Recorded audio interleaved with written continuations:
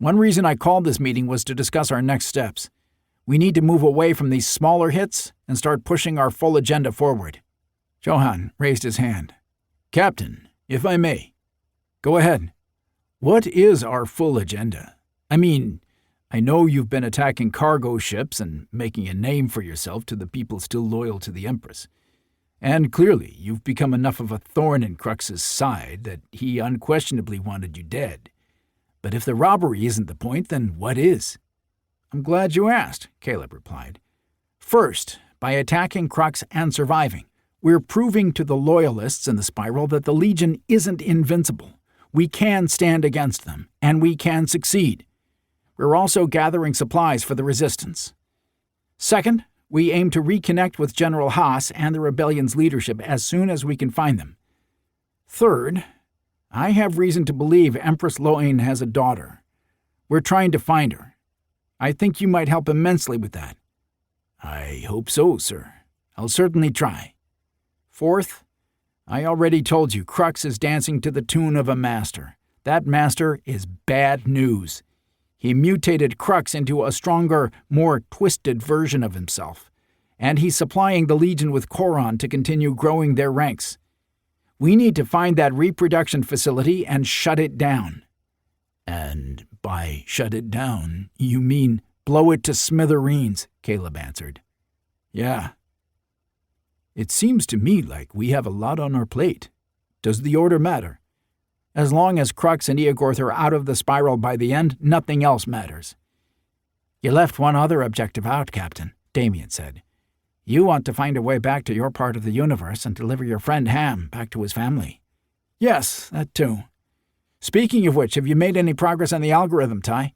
Caleb turned his attention to the engineer. "Wait," Johann said. "What do you mean, your part of the universe?" "Caleb is from billions of light years away and about 200 years timeline-wise," Ty answered. "From Earth, the planet the Founders really came from." Johann eyed Caleb as though he were insane. "How is that even possible?" "Math," Ty answered. "I'm sure Cap will order me to share my work with you before the meeting is over, so I'll volunteer it now. I'll explain everything as soon as we're done here." He glanced at Caleb. "It's complicated." "Yes or no is a binary choice," Caleb said. "It isn't complicated.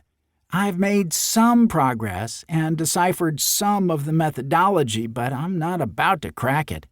"But you have an idea how to do it?" Elena asked. "Theoretically," Ty replied. "The problem is there are too many unknowns for me to say definitively if I know what I'm talking about." The comment drew laughs from the others in the room. "I'll take that as a no for now," Caleb decided. "And yes, I'd like you to share your work with Johann." "Aye, aye, Cap."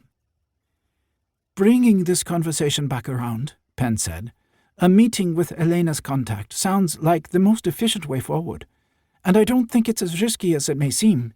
"Why not?" Damien asked. "Because, as far as the universe is concerned, Tonno's nuke went off and killed Captain Card and his boarding crew an hour and a half ago. Crux has no reason to believe anything to the contrary, as long as we lie low for a while." Oren's laugh came out as a halting growl. "If that is the case, then my contract to kill Captain Card is void. I am only sorry that I cannot keep my reputation within the Dark Exchange by ripping your intestines out, Captain." "Yeah, that's a real shame," Caleb deadpanned back. "If Crux believes we're dead, that can buy us some time.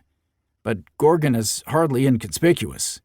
We need a different ship if we want to make it all the way to Sang without drawing attention." "I have just such a ship," Oren replied. "She is not the newest or fastest, but she will get you there." "Kitana only seats 2, Caleb said.